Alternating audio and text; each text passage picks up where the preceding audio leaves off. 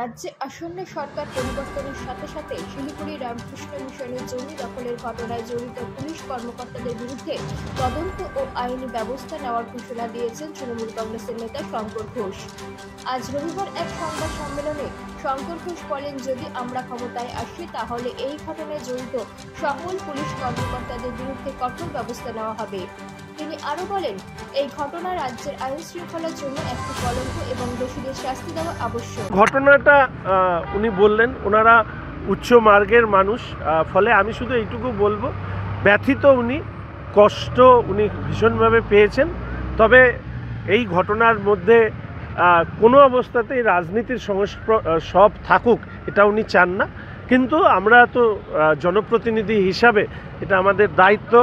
জয় শ্রীরাম, এটা আমাদের দায়িত্ব, বিশেষ করে এই ধর্মীয় স্থানগুলোকে তাদের সুরক্ষা দেওয়ার আমরা অবশ্যই চেষ্টা করব।